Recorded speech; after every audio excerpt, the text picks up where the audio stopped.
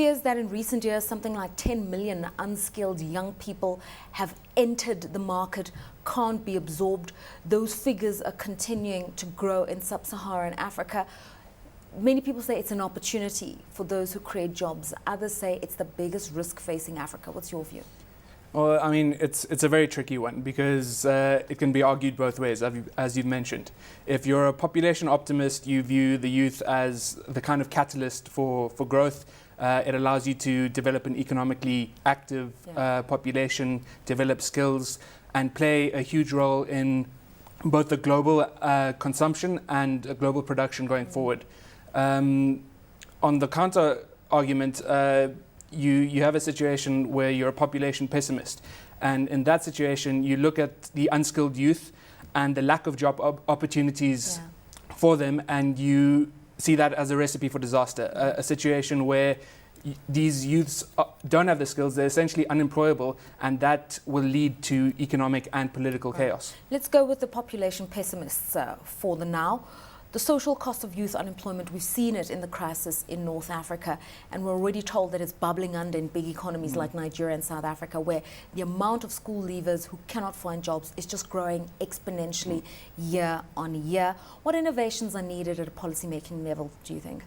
I think first and foremost, before you can get into the nitty-gritty, what you need is to ensure that you've got stable political governance across the board, because that's the enabling environment. A lot of African governments tend to focus on redistributing wealth rather than creating wealth, and that in itself is a problem.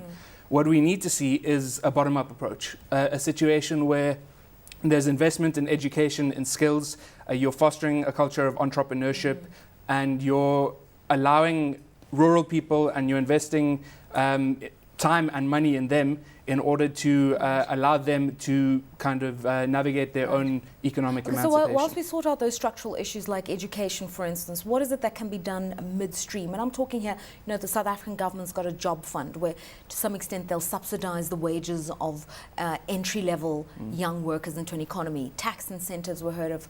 In Uganda and South Africa, also an enterprise development fund, target investments that help the burgeoning of businesses run by young people. Is that a good enough way? I think what's important to stress is that there's nothing inevitable about this demographic transition that Africa is making at the moment. It could potentially be a comparative advantage, but the right policies are needed. So to do that, what you need to do is allow for a very favorable operational environment, make it attractive to job creators in the countries. And in that regard, I think it's important to treat foreign investors and the likes as friends rather than foes, and work with them to create jobs. So in South Africa, we are notorious for our high costs of labor, strong labor unions. That does steps to redress that and maybe create a situation where it's much easier to employ youth in the country and across the continent would go a long way in cashing in on this demographic dividend. Okay, so this whole question of probably looking at favorable and flexible labor laws. What are the risks if policymakers get it wrong right now? Okay, as I've stressed, we've got a golden window of a golden opportunity over here. It's a window, and it's not going to last forever. So what's important to do is to make sure that the right policies are implemented.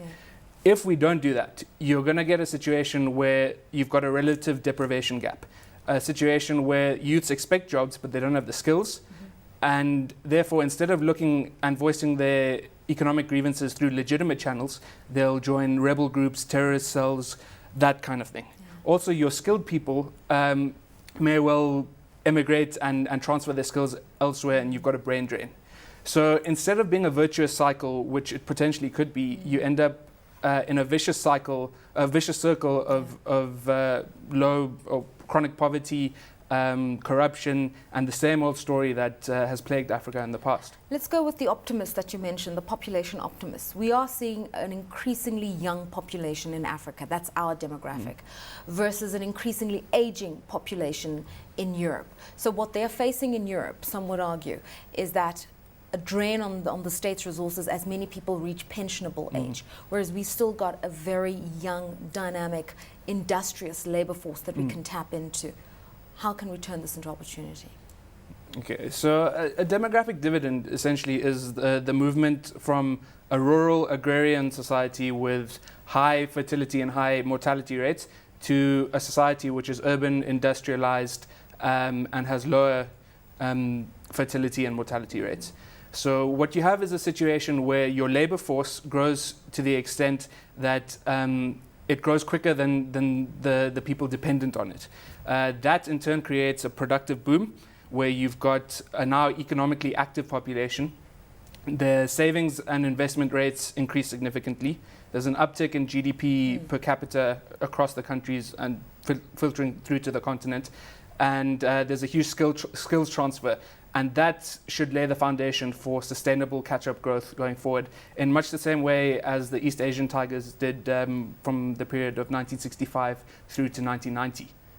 Some analysts even attribute 40% of the growth to the demographic dividend.